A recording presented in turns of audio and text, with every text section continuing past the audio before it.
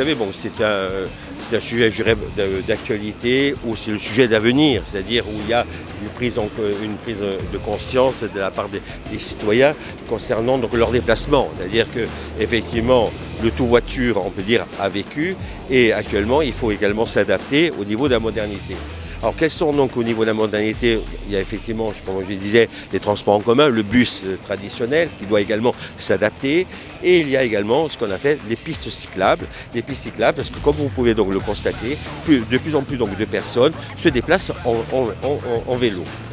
Et la politique CAPA ville, puisque je dirais, parce que la ville est quand même d'Ajaccio, est quand même le cœur de la CAPA par rapport à ce genre donc, de procédé, la ville d'Ajaccio définit de plus en plus son kilométrage de pistes cyclables. Mais à un moment donné, c'est vrai qu'il y a des endroits pour lesquels effectivement nous n'avons pas encore fait d'intervention, mais elles sont déjà programmées. Et il faut également sécuriser. Il faut sécuriser ces pistes cyclables au niveau des croisements. Et il faut également faciliter la vie des vélocyclistes.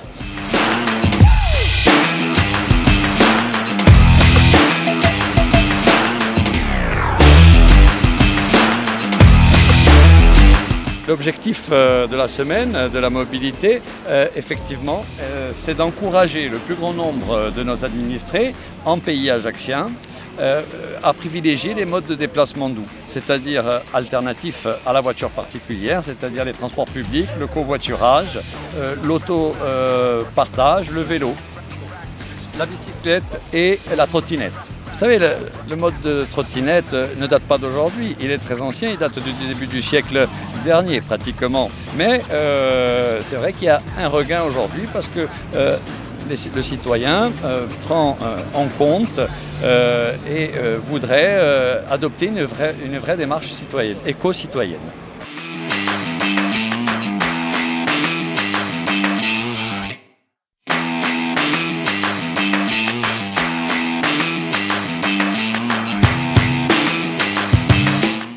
Alors ici, comme vous avez pu le voir, il y a un sas vélo, il y a des sas vélos qui ont été installés au carrefour des Salines. Et ensuite, il y a aussi des petits panonceaux, c'est le passage cycliste. Ce sont des aménagements qui sont exclusivement réservés aux cyclistes, enfin de la signalétique plutôt, je m'excuse. Donc au niveau du sas vélo, en fait, c'est on va dire, un rectangle qui se positionne juste avant la ligne d'arrêt du feu. Donc en fait, il y a une ligne d'arrêt du feu pour les cyclistes et une ligne d'arrêt au feu pour les automobilistes. Ce sas, il peut être utilisé par les cyclistes et aussi par les trottinettes.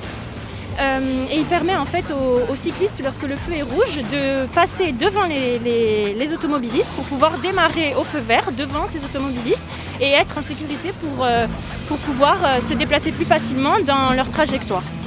Et le cédé de passage cycliste, là, c'est une signalétique qui est exclusivement réservée pour les cyclistes. Les trottinettes n'ont pas le droit d'utiliser ce cédé de passage. En fait, il permet aux cyclistes de pouvoir, on va dire, griller le feu rouge, à condition de céder le passage aux autres usagers.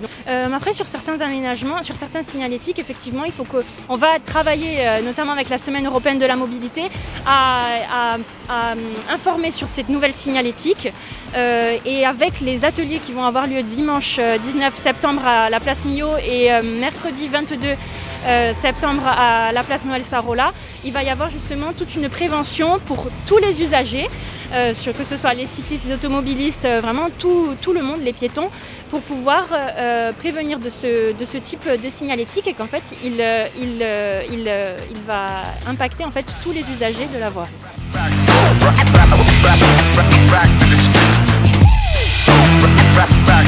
Back